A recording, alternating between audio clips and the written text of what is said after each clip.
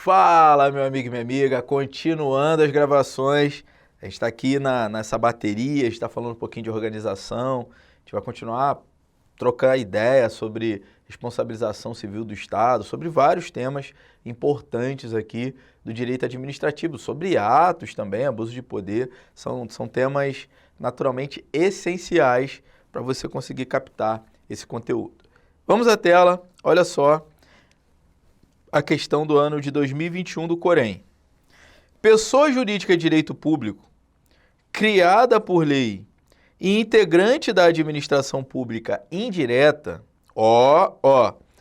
criada por lei de direito público, fazendo parte da administração indireta, aquela que desempenha atividade típica de Estado, se não te deu dúvida, se não te deu mais elementos, se não te deixou, nenhum tipo de problemática, joga na autarquia. Quem é? E sem dúvida alguma, eu ia falar uma palavra rebuscada, mas aí você ia ficar assustado, ia falar, indubitavelmente. Aí você, esse professor aí, esse maluco aí. Só que não, cara, eu sou de carne e osso, a gente é igual, cara. Caraca, eu consegui passar num concurso, cara, tu tem noção? Tu vai passar também, cara. Tu vai passar. Então, olha só, eu detesto. O cara vem da aula, aí ele quer se mostrar, como se ele fosse, a última bolacha do pacote. Aí o aluno olha, porra, se eu precisar ser daquele... Se precisar, para eu passar na prova, que eu seja daquele jeito, já era. Eu não vou conseguir ser igual a esse cara. Só que eu tô me mostrando como eu passei. Então você também vai conseguir passar. Fica tranquilo. Só que olha só, vamos lá. Não inventa problema. Se a pergunta da prova for, faz parte da administração indireta e é pessoa jurídica de direito público, meu querido, se é PJ de direito público, nesse caso é autarquia. Tem outras pessoas jurídicas de direito público, ou pode ter uma fundação autárquica, que seria uma fundação pública de direito público, mas para isso ele teria que te dar outros elementos. Como ele não te deu elementos, segue a regra geral, fundação, pessoa jurídica de direito privado, autarquia, pessoa jurídica de direito público. E vai para cima. Tranquilo? Beleza?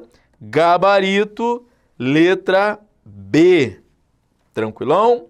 Fechou? Bora para cima. Acerca da organização administrativa do Estado, julgue o item subsequente. O controle hierárquico da administração direta sobre as autarquias é conhecido como controle finalístico. Olha que maldade. Eu achei, essa questão aqui, das questões dos últimos anos que eu vi, uma das questões mais maldosas que o Sebrasp produziu. Porque vamos lá, eu já falei com você que não há hierarquia entre a administração direta e a administração indireta. Eu já te falei isso. A administração direta não exerce hierarquia sobre a indireta. Então, quando você está assistindo o jornal, vamos lá, você está assistindo o jornal, aí o jornalista está falando assim, o presidente da República demitiu o presidente da autarquia. Ele dá um teor, como se o presidente mandasse na autarquia. Primeiro que a expressão já está errada, que não é demissão. Tem os cargos de livre nomeação, de designação e de livre exoneração. Não é demissão, demissão é punição. Já começou errado. Aí tu começa a corrigir, não é demissão, tu já fala lá com o jornalista. E depois você fala para o jornalista, não dá esse tom de punição, esse tom punitivo. O presidente apenas, ou o governador, ou o prefeito, fizeram um ato de controle. E aquele controle não decorre da hierarquia. Essa questão está errada, porque ela condiciona a um controle hierárquico o chamado controle o quê? Finalístico. Beleza? Então, o erro da questão foi dizer que controle hierárquico e controle finalístico seriam mais ou menos a mesma coisa e óbvio que não são. Deu para fechar? Tranquilo? O que é o controle finalístico? É o controle de finalidade. Eu já dei esse exemplo para vocês, mas vou trazer de volta aqui a sua memória. Olha só, eu trabalhava no shopping Eu era um fofoqueiro do shopping. Quando eu olhava uma loja que era para vender roupa e aquela loja estava vendendo revista, eu caguetava. Era a minha função, ser o cagueta lá. Por quê? Porque o contrato da loja de vender roupa não permitia que ela vendesse revista. Eu estava verificando se o contrato estava sendo cumprido. É a mesma coisa que a administração direta faz em relação à indireta. Ele verifica, qual é a regra do jogo? Não foi a lei que te criou? A lei não mandou você fazer isso? Por que tu está fazendo aquilo? Esse é o controle de finalidade e não tem nada a ver com hierarquia. Deu para captar? Tranquilo? Então, questão errada. Show de boleta? Bora seguir? Bora para cima. Vamos lá. Acerca da organização administrativa, julgue o item subsequente. Vamos lá. As autarquias possuem personalidade jurídica distinta daquela do ente público que as criou, e são dotadas de auto-administração. Vamos para cima? Vamos pensar? Olha só. Primeiro, autarquia. Bora combinar o seguinte. Possuem personalidade jurídica distinta daquela do ente político que as criou. Pensa comigo, administração direta. Vamos pensar. União. A União criou uma autarquia. O que essa afirmativa está dizendo para a gente? Que União e autarquia possuem personalidades jurídicas diferentes, tá certo? Eu criei uma nova pessoa jurídica com autoadministração, com capacidade de resolver suas pendências financeiras. Então, União e autarquia, sim, possuem personalidades jurídicas completamente distintas. Tranquilo? E são dotadas de autoadministração. A autarquia vai ter a sua autoadministração? Com certeza. Então, é uma questãozinha que está certa. Questão de número 11, questão certa. Tranquilidade? Bora avançar. Vamos à questão 12. A respeito da administração pública direta, indireta, responsabilidade civil, julgue o seguinte item. A vedação de constituição de empresa pública com finalidade genérica está em consonância com o princípio da especialidade. Bora ver? Bora avaliar se está certa? Bora avaliar se está errada? Bora combinar o seguinte, Empresa pública. Eu posso criar uma empresa pública e na hora de autorizar, né, por meio de lei, eu coloco lá, a empresa pública vai desenvolver atividades comerciais. Genericamente, mas que atividade comercial? Atividades econômicas. Ô camarada, quais são as atividades econômicas que essa empresa pública vai desenvolver? Então, eu nunca posso ter uma autorização para a instituição de atividade genérica. Eu sempre preciso ter uma autorização para a instituição e para desenvolvimento de atividades específicas. Deu para captar? Deu para visualizar? Então, deixa isso redondinho, deixa isso guardado. Vini, e isso está em consonância com que princípio? Com o princípio da especialidade. O princípio da especialidade, ele existe justamente com o seguinte objetivo. Vamos dividir as atividades para que elas sejam melhores desempenhadas.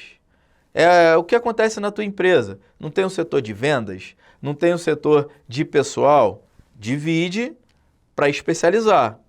E por conta desse princípio da especialização, venda não pode fazer RH. RH não pode vender ou vice-versa, não é a especialidade deles. Então é justamente para que haja um posterior controle. Ou seja, eu não posso ter uma criação com uma finalidade genérica, que depois não vai rolar controle. Eu vou fazer controle sobre o quê? Qual é a finalidade? Para que ela foi criada? Então, não rola. Deu para fechar? Então, princípio é o princípio da especialidade.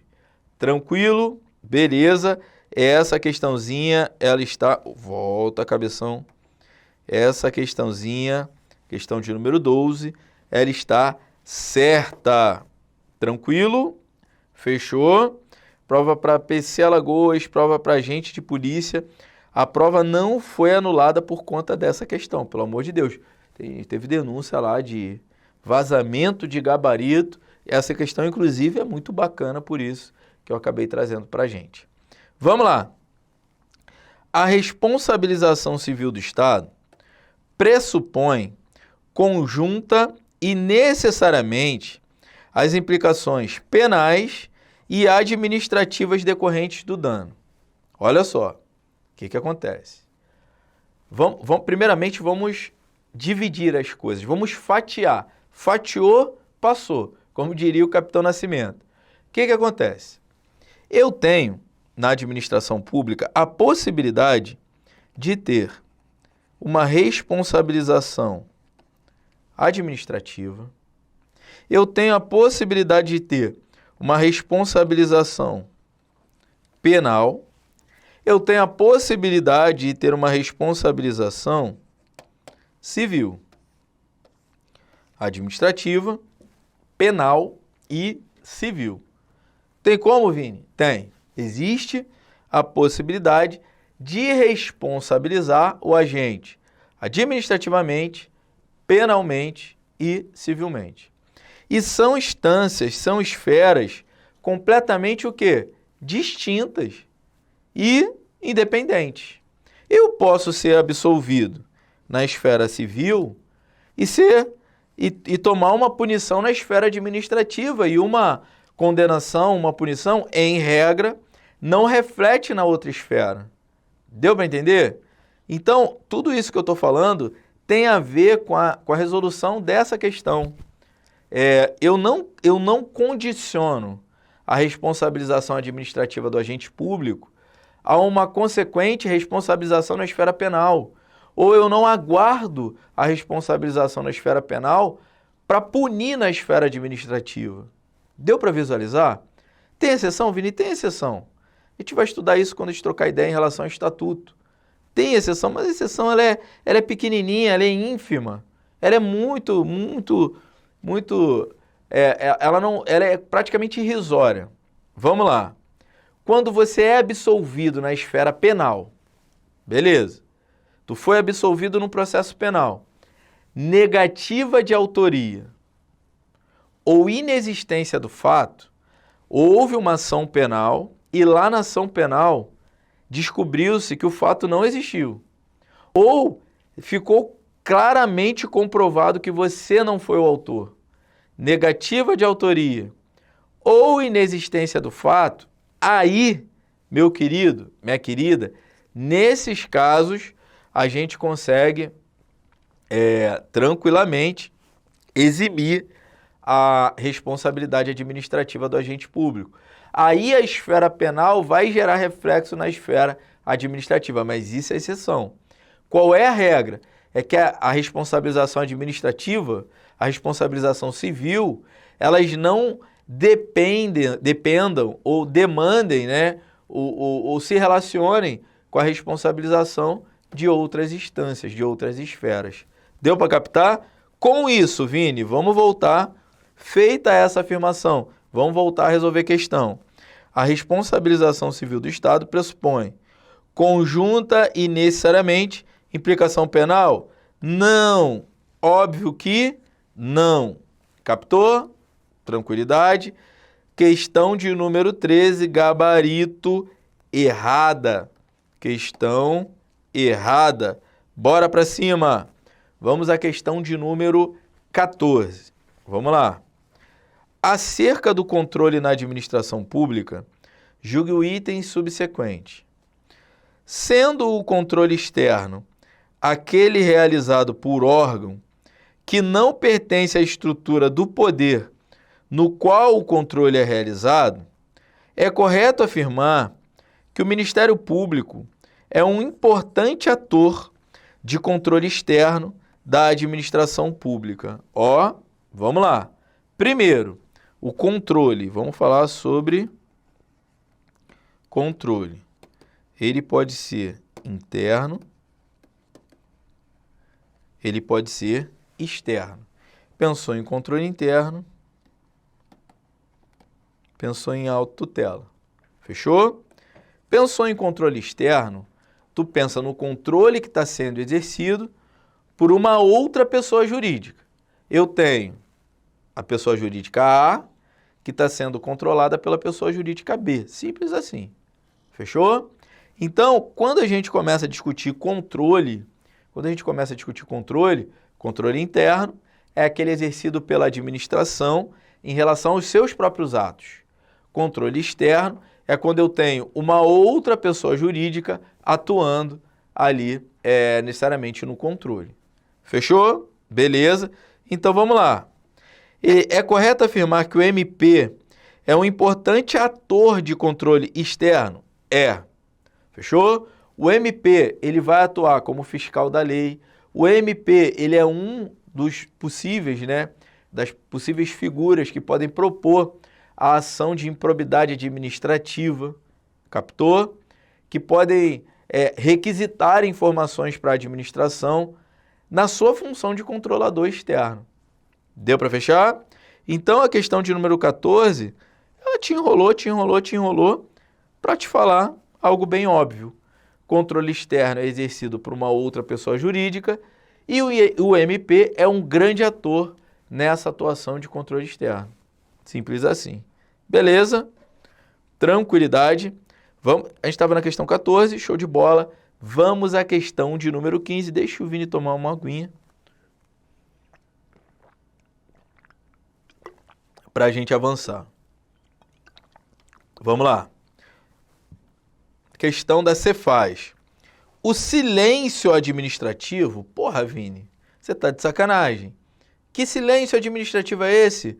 É quando a administração, devendo ou não agir, o que ela faz? Fica na dela. Porra, Vini, isso dá uma omissão, cara. Em diversas situações, sim. O silêncio, se ele gera prejuízo, ele se transforma em um ato. Tranquilo? Ele vai se transformar em um ato administrativo. Fechou? Vini, o silêncio pode sofrer controle externo, pode sofrer controle do Poder Judiciário sendo acionado, pode avaliar, o silêncio? Óbvio que pode. Um outro órgão em sede de controle pode avaliar, o silêncio da administração? Óbvio que pode. Tranquilo? Então vamos lá. O silêncio administrativo, quando referente a atos discricionários, não se submete ao controle judicial. Vini, tem um princípio, isso daí não é nem de direito administrativo, é o princípio constitucional da inafastabilidade da jurisdição. Eu não posso jamais impedir, a submissão ao Poder Judiciário de qualquer lesão ou ameaça de direito. Cara, para e pensa o seguinte, a regra é ter a possibilidade de submeter ao Poder Judiciário. Essa é a regra. Eu sempre posso submeter uma questão, uma demanda ao Poder Judiciário. Captou? Beleza? Então, essa questão ela está o quê? Errada, porque está dizendo que o silêncio não submete ao controle judicial. Tá de brincadeira. Beleza? Bora lá. Vamos à questão de número 16. Vamos a ela. Ó. Eventual abuso do poder regulamentar pelo poder executivo sujeita o transgressor ao controle jurisdicional e ao exercício da competência extraordinária do poder legislativo para sustar atos administrativos dele decorrentes. Cara, excelente. Vamos fatiar e passar. Como diria o Capitão Nascimento. Olha só, para e pensa aqui comigo. Ó, eu tenho um decreto. Fechou? O decreto está para o ordenamento jurídico como o marido está para o casamento, para as relações conjugais. E o decreto sendo o marido, ele só serve para quê, Vini? Para se explicar. O marido faz a merda, beleza? Então, ó, vamos lá. O decreto. Para que existe decreto? Quando não sei o que tem um decreto. Decreto serve para explicar lei. O decreto não cria direito. Eu não posso te impor uma obrigação por decreto, porque aí vai virar ditadura, irmão. Deu para fechar? Tem um decreto do governador que está inviabilizando. Meu camarada, vamos devagar. O governador, por decreto, ele não pode, em regra geral, criar obrigações não previstas em lei. Nesse caso, se ele faz isso, ele vai ultrapassar a sua capacidade regulamentar. Fechou? Porque decreto explica. Decreto possibilita o exercício de direito. É para isso, essa é a regra do jogo. O grande exemplo é aquele decreto das armas que foi feito no governo, né? Fizeram um decreto aumentando, vamos dizer assim, dando mais garantias para quem queria ter acesso a armas. Vini, eu acho que o cidadão de bem tem que ter acesso à arma, porque o bandido está armado. Meu camarada, essa discussão a gente nem chegou nela. Aqui é uma discussão técnica, vamos parar. Isso daí é discussão rasa, para porta do botequim, para trocar ideia. Aqui o papo é outro. Aqui o papo é o seguinte, vamos lá. Você pode querer ter armas, mas se você quer ter acesso às armas, não é um decreto que vai conseguir fazer com que você tenha. Deu para entender? É uma lei. Se você quer aumentar o acesso às armas da população, mude o Estatuto do Desarmamento. É por isso que cada poder tem a sua função. O chefe do Executivo, por decreto, não tem competência, sozinho, de aumentar o acesso à população às armas. Deu para entender? Em outras palavras, é para isso que temos um Congresso, que a gente vota em deputado, que a gente vota em senador. É para isso que eles fazem leis.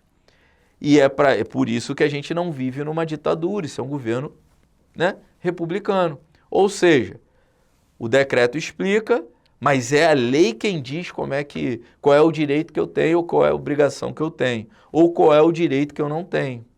Deu para entender? Só que quando eu pego um decreto e vou além da minha função regulamentar, eu posso sofrer controle. Isso daí é inquestionável.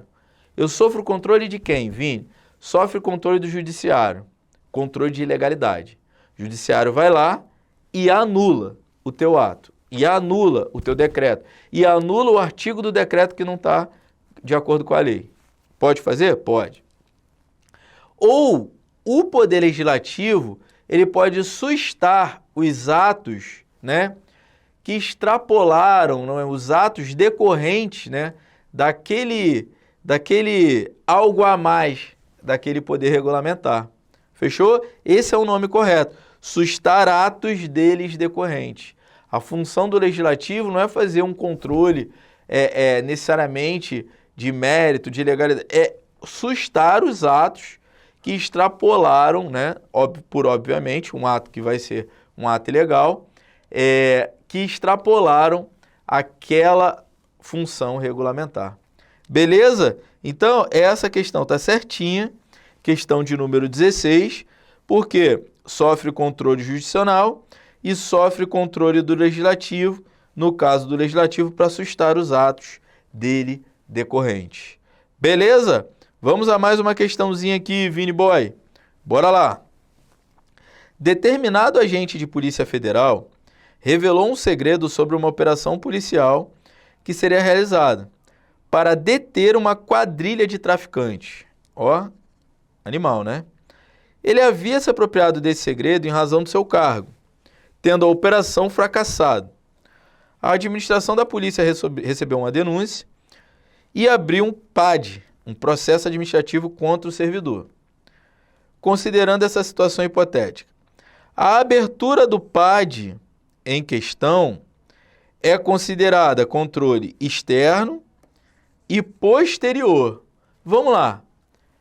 A administração está controlando o próprio ato dela, tá verificando a conduta do seu servidor. Então não tem como ser controle externo. É controle interno. Fechou?